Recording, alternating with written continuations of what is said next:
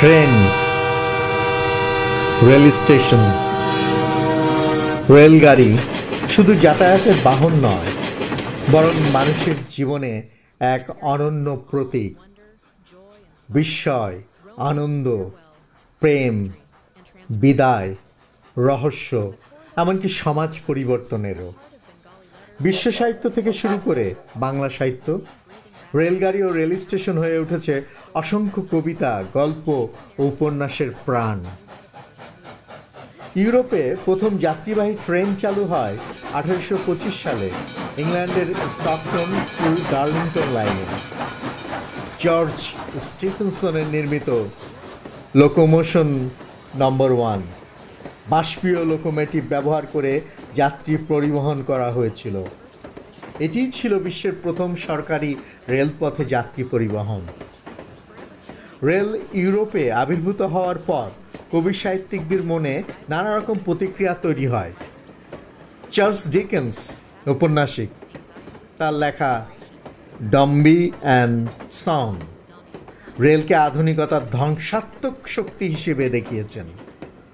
তার signal man গল্পে rail হয়ে ওঠে মৃত্যু ও ভবিষ্যতের পূর্বাভাসের প্রতীক। লিও টলস্টয় আন্না কারেনিনায় দেখিয়েছেন ট্রেন মানে আত্মহত্যা ও মর্মান্তিক পরিণতি। রিজারেকশনের নায়িকা মাসলোভা সেই গভীর রাতে স্টেশনে ছুটে আসে শুধু প্রেমিককে, যে আসলে প্রতারক ছিল, এক নজর দেখার জন্য। আগাথা ক্রিস্টির মার্ডার অন দ্য ওরিয়েন্ট এক্সপ্রেসে বিলাসবহুল ট্রেনের কামরা রহস্য ও অপরাধের থিয়েটার। কবি ভিক্টর হুগো তার ভ্রমণ নিবন্ধে রেলের গতিকে প্রকৃতির সঙ্গে সংঘর্ষের রোমান্টিক বিস্ময় হিসেবে তুলে ধরেছেন। দার্শনিক ফ্রেডরিক এঙ্গেলস রেলকে শিল্প বিপ্লব পরবর্তী অর্থনৈতিক রূপান্তরের হাতিয়ার হিসেবে দেখেছিলেন। কবি হাইনরিখ হাইনে রেলকে বলেছিলেন ইস্পাতের পাখি। কবি শার্ল বোদলেয়ারের কবিতা লে ফ্লুর দু মাল রেলকে নগর জীবনের অস্থিরতা ও যন্ত্র সভ্যতার বিষণ্ণতার প্রতীক করে তুলেছেন। কবি ওয়াল্ট হুইটম্যান আমেরিকায় রেলকে গণতন্ত্র ও সমবেত শক্তির প্রতীক হিসেবে উদযাপন করেছিলেন। এক কথায়, রেল ইউরোপ আমেরিকার কবি লেখকদের চোখে নতুন কবিতা, নতুন গদ্য, নতুন উপমা এনে দিয়েছিল। 1854 সালে হাওড়া থেকে হুগলি পর্যন্ত প্রথম রেল চলার পর বাংলায় সৃষ্টি হয় উন্মাদনা। ঈশ্বরচন্দ্র গুপ্ত 1855 সালে লিখলেন শারদ বর্ণন কবিতা, সেখানে রেল যাত্রার কথা উল্লেখ রয়েছে। কৃষ্ণকুমারী দাসী 1856 সালে চিত্তবিলাসিনী গ্রন্থে লিখলেন যমের ক্রন্দন ও বিরোহিণীর উল্লাস। দীনবন্ধু মিত্র নাট্যকার রেলকে জাতীয় সংহতির প্রতীক করলেন তার কবিতায়, প্রথম দিকে কবিতা লিখেছিলেন। হেমচন্দ্র বন্দ্যোপাধ্যায় 1880 সালের রেলগাড়ি কবিতায় ইংরেজদের আনা এই যন্ত্রকে বললেন পুষ্পক রথ।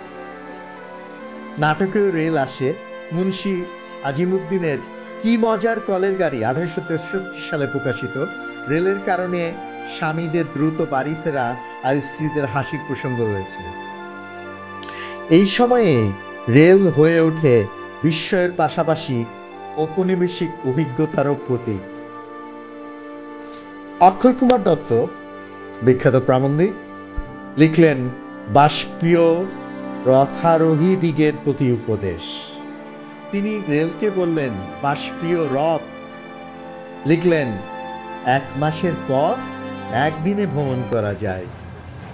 তিনি 13টি নিয়ম দিলেন, কিভাবে উঠানামা করতে হবে, স্টেশনে দাঁড়াতে হবে যাতে দুর্ঘটনা না ঘটে। এই লেখাগুলোই ধরা পড়ে রেলকে ঘিরে তৎকালীন বিস্ময় ও সতর্কতা। শিশু বয়সে রবীন্দ্রনাথের প্রথম রেল ভ্রমণ ছিল শিহরণ জাগানো। জীবনস্মৃতিতে তিনি লিখেছেন, স্টেশনে ভয় হলেও মাঠ ঘর ছুটে যেতে দেখে তার মনে খুলেছিল কল্পনার নতুন জগৎ। রেলের রোমান্স তিনি কবিতায়ও এনেছেন। হঠাৎ দেখা কবিতায় ব্যর্থ প্রেমিকের আকস্মিক দেখা হয় ট্রেনে, যা সম্ভব হতো না রেল ছাড়া। ক্ষুদিত পাষাণ গল্পের শুরু হয় জংশন স্টেশনের ওয়েটিং রুম থেকে, যেখানে ট্রেনের দেরি গল্পকে রহস্যময় করে তোলে। এমনকি প্রবন্ধেও রেল এসেছে। তিনি শিক্ষার বিকিরণকে তুলনা করেছেন রেল কামরার আলোর সঙ্গে। শরৎচন্দ্র চট্টোপাধ্যায়ের শ্রীকান্ত উপন্যাসে কমললতা ও শ্রীকান্তের বিদায় ঘটে চতুর্থ পর্বে রেল স্টেশনে। শেষ দেখা, আলো অন্ধকারের ফাঁকে মিলিয়ে যাওয়া, রেলের জানালার উপর দিয়ে আলো ছলকে পড়া, এই দৃশ্য অনন্য। গৃহতা উপন্যাসে হাওড়া স্টেশন থেকে মহিম, অচলা ও সুরেশের যাত্রা শুরু হয়। মোগলসরাইয়ের মতো বড় স্টেশনে নতুন সম্পর্কের জন্ম হয়। শরৎচন্দ্রের লেখায় ট্রেন মানে আধুনিকতার ধাক্কা ও সম্পর্কের টানা পড়ে। বিভূতিভূষণ বন্দ্যোপাধ্যায়ের পথের পাঁচালীতে অপু ও দুর্গার প্রথম ট্রেন দেখা বাংলা সাহিত্যের ক্লাসিক মুহূর্ত। এটি শুধু শিশুদের বিস্ময় নয়, বরং অপুর জীবনে নগরের প্রবেশ ও নূতন সংগ্রামের প্রতীক। তারাশঙ্কর বন্দ্যোপাধ্যায়ের হাসুলিবাকের রূপকথায় রেল গ্রামীণ জীবনে প্রবেশ করে বদলে দেয় লোককথার রাজত্ব। এখানে রেল আধুনিকতার প্রতীক, যা উপকথাকে সরিয়ে বাস্তবতার দাপট আনে। বঙ্কিমচন্দ্র চট্টোপাধ্যায় রেলকে দেখেছিলেন অন্য চোখে। তার কাছে রেল ছিল লৌহ বর্মের লৌহ তুরঙ্গ, এক যান্ত্রিক দানব। জীবনে খানিক বিতৃষ্ণা জন্মেছিল রেলের প্রতি।